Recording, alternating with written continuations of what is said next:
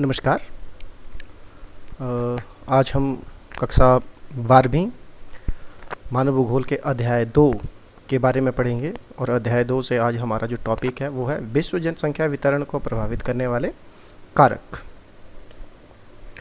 तो आज जो हम सीखेंगे वो जनसंख्या वितरण किसे कहते हैं और विश्व जनसंख्या वितरण को प्रभावित करने वाले कारक कौन से हैं। ये टॉपिक हमने पहले भी कर रखा है, जनसंख्या वितरण। एक बार फिर से थोड़ा सा इसके ऊपर प्रकाश डालेंगे। साधारण शब्दों में वितरण का अर्थ है फैलाव। इस तरह जनसंख्या वितरण से अभिप्राय जनसंख्या के फैलाव से है, अर्थात संपूर्ण धरातल पर लोग किस तरह फैले हुए हैं। धरातल पर जनसंख्या का वितरण असमान है, कहीं पर जनसंख्या अधिक है तो कहीं पर कम पाई जाती है। तो जनसंख्या के इसी असमान वितरण को जनसंख्या वितरण कहा जाता है। संपूर्ण धरातल के ऊपर लोग कहीं पर अधिक संख्या में बसे हुए हैं और कहीं पर कम संख्या में बसे हुए हैं, इसे ही जनसंख्या वितरण कहा जाता है।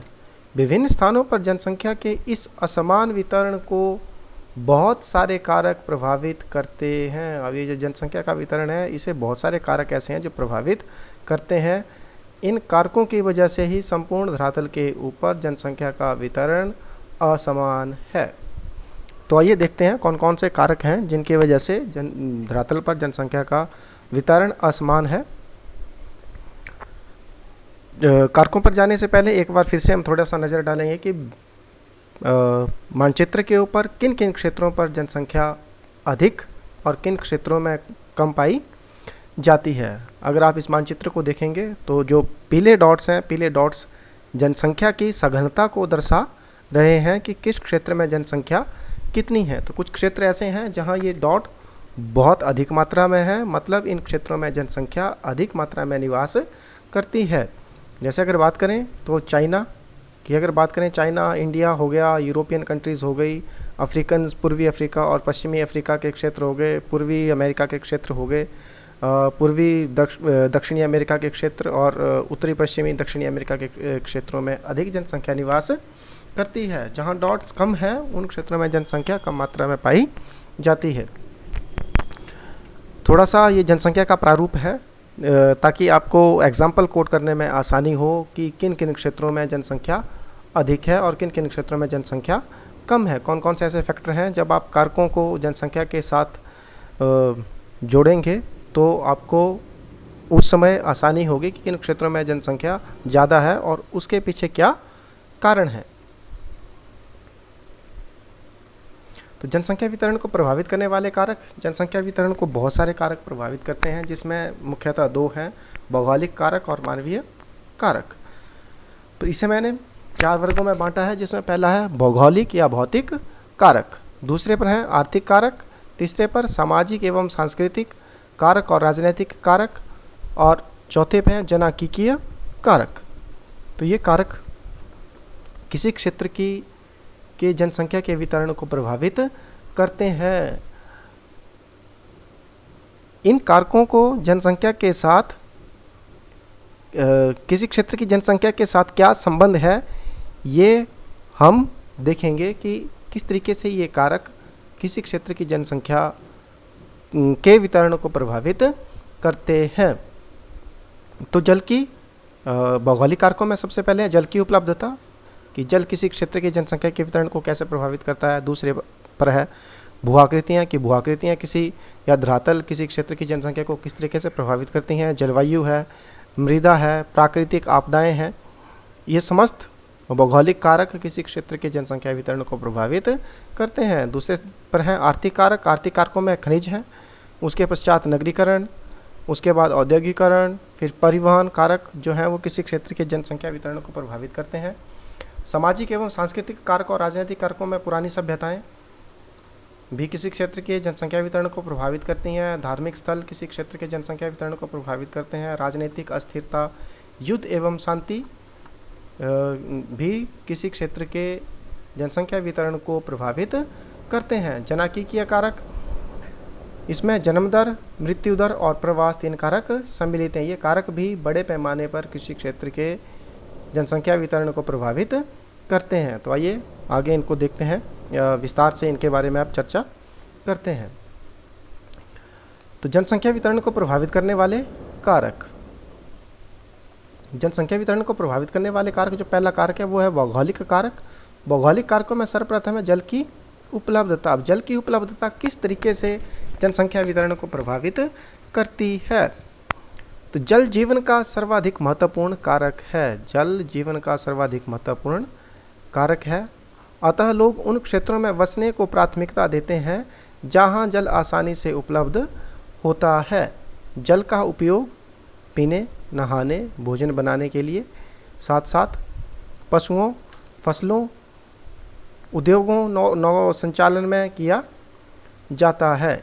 यही कारण है कि नदी घाटियाँ विश्व में सबसे सघन बसे हुए क्षेत्र हैं। तो जल के बारे में अधिकतर हम सुनते हैं कि जल ही जीवन है, तो लोग अधिकतर उन क्षेत्रों को रहने के लिए चुनते हैं जहाँ पर जल आसानी से उपलब्ध होता है। यही कारण है कि विश्व में जितनी भी पुरानी सभ्यताओं का विकास हुआ है वो अधिकतर नदी घाटियों में ही हुआ है। उदाहरण के लिए जैसे भारत में सिंधु घाटी की सभ्यता जो नदी घाटियों में विकसित हुई। तो जल किसी क्षेत्र के जनसंख्या वितरण को प्रभावित करता है। उदाहरण के लिए जैसे जितने भी मरुस्थलीय क्षेत्र हैं, मरुस्थलीय क्षेत्रों में लोग नहीं रहते हैं क्योंकि उन क्षेत्रों में जल उपलब्ध नहीं होता है। दूसरा है भूआकृतियाँ। जब भूआकृतियों की बात होती है तो हम पर्वत, पठार और मैदान के बारे में ही अधिकतर बात करते हैं। लोग समतल मैदानों में और मंद ढालों पर बसने को वरीयता देते हैं। इसका मतलब यह है कि ऐसे क्षेत्र फसलों के उत्पादन, जो मैदानी क्षेत्र हैं, देखो फसलों के उत्पादन के लिए, सड़क निर्माण के लिए, उद्योगों के विकास के लिए अनुकूल होते हैं। पर्वतीय और पहाड़ी क्षेत्र परिवहन तंत्र के विकास में अवरोधक होते हैं, इसलिए प्रारंभ में कृषिगत और औद्योगिक विकास के लिए अनुकूल नहीं होते। जो पर्वतीय और पठारी क्षेत्र हैं ये प्रारंभ में उद्योगों के लिए और कृषिगत विकास के लिए अनुकूल नहीं होते। यही वजह है कि लोग अधिकतर मैदानी क्षेत्रों में बसना पसंद करते हैं। अतः इन क्षेत्रों में कम जनसंख्या पाई जाती है। गंगा का मैदान विश्व में सर्वाधिक सघन जनसंख्या वाले क्षेत्रों में से एक है, जबकि हिमालय के पर्वतीय भाग विरल जनसंख्या वाले क्षेत्र हैं। तो इससे हमें पता चलता है कि जो मैदानी क्षेत्र हैं उन क्षेत्रों में जनसंख्या अधिक पाई जाती है, पठारी क्षेत्रों में जनसंख्या जो है मध्यम पाई जाती है और पर्वतीय क्षेत्रों में जनसंख्या कम पाई जाती है। थर्ड कारक है जलवायु। जलवायु एक महत्वपूर्ण कारक है जो बड़े पैमाने पर किसी क्षेत्र की जनसंख्या के वितरण को प्रभावित करता है। जब जलवायु की बात करते हैं तो अब अधिकतर हम ठंडी जलवायु या गर्म जलवायु की बात करते हैं। अति उष्ण, अति गर्म और अति ठंडे मरुस्थलों को विषम जलवायु मानव विकास के लिए असुविधाजनक होती है। अत्यधिक गर्मी और अत्यधिक ठंड वाले क्षेत्र जो हैं वो क्षेत्र मानव के हिसाब के लिए अनुकूल नहीं होते। सुविधाजनक जलवायु वाले क्षेत्र जिनमें अधिक मौसमी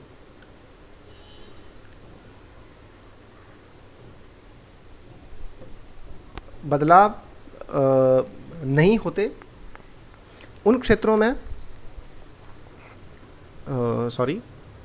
शायद स्लाइड छूट गई।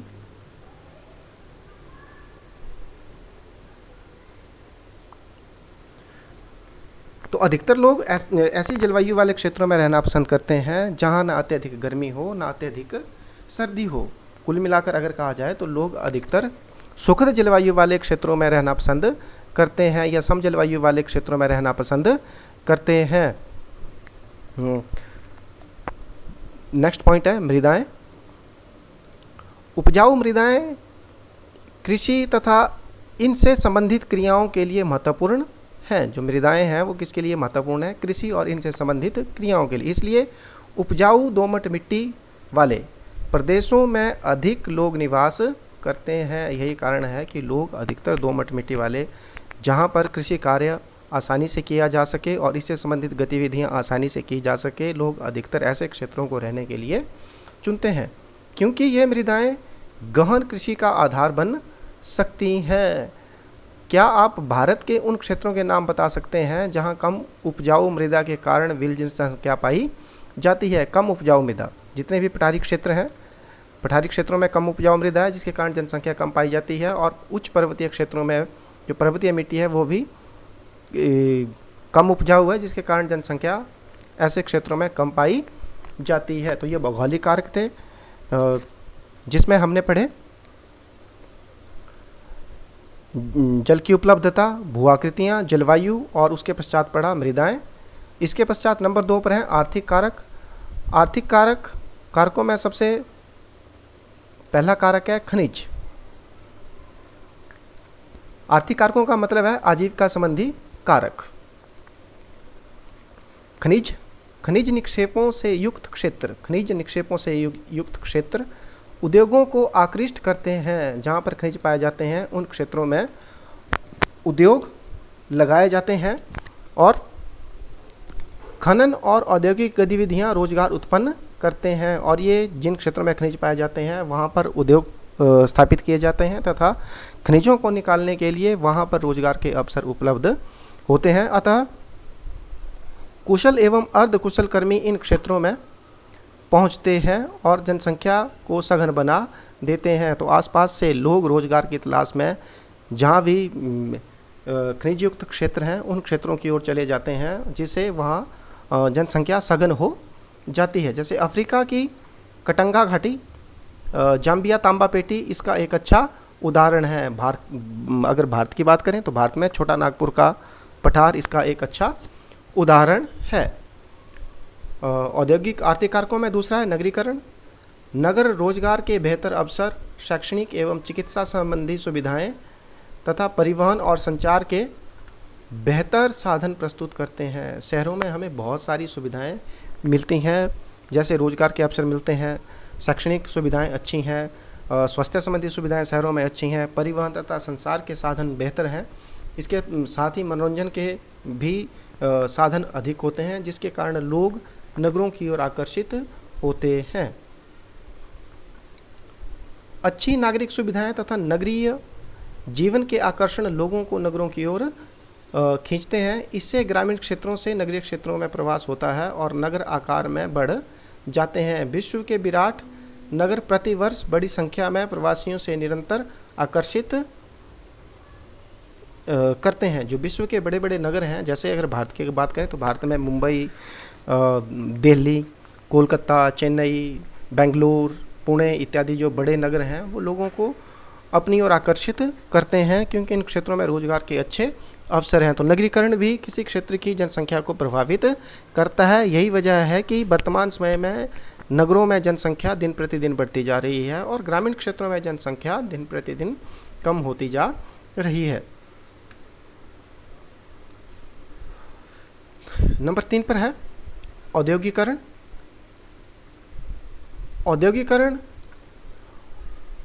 औद्योगिक पेटियां रोजगार के अवसर उपलब्ध कराती हैं और बड़ी संख्या में लोगों को आकर्षित करती हैं।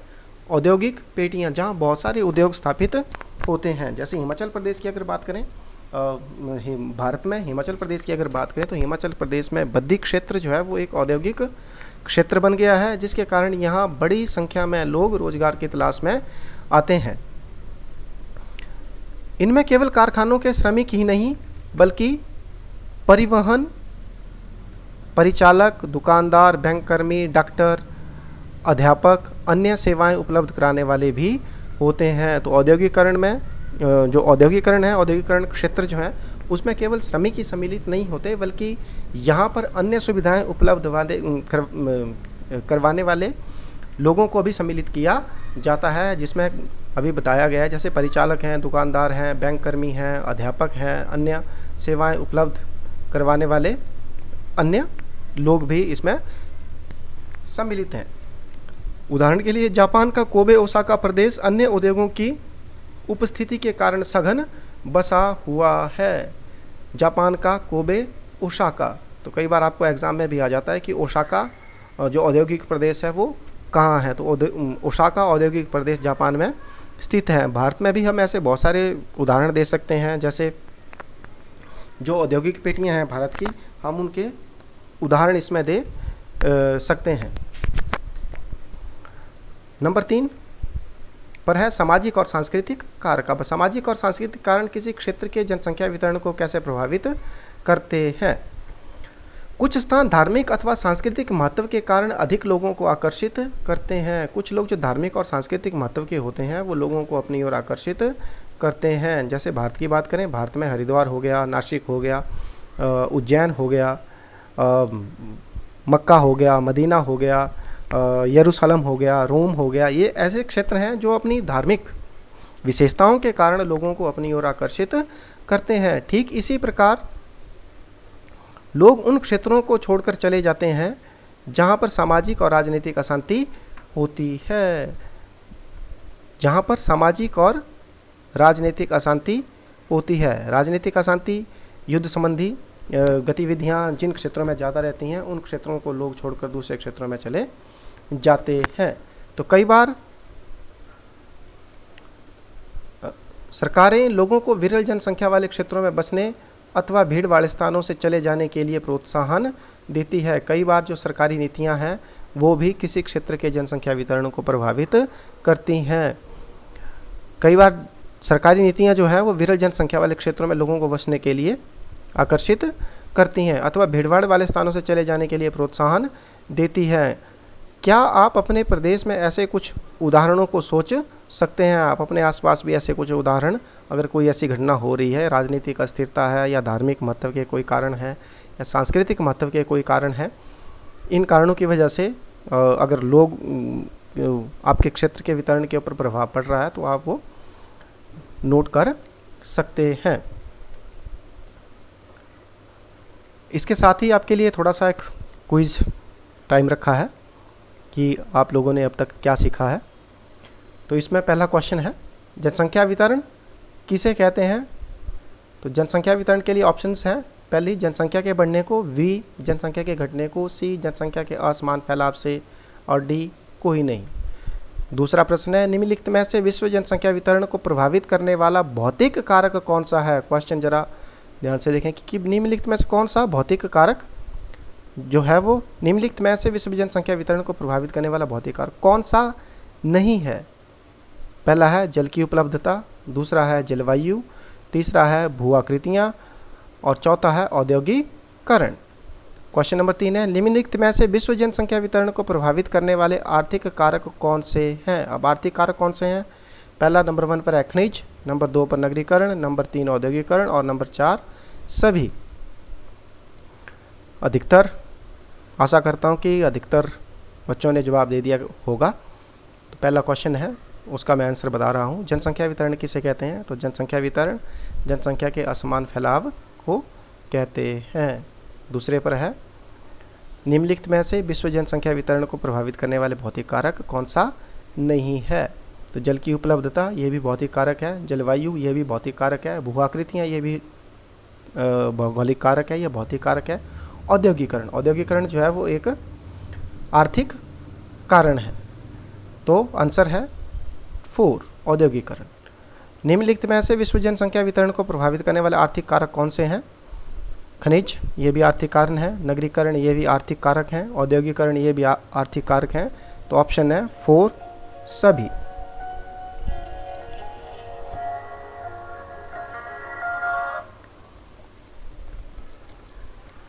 तो हमने क्या सीखा? क्रियाकलाप।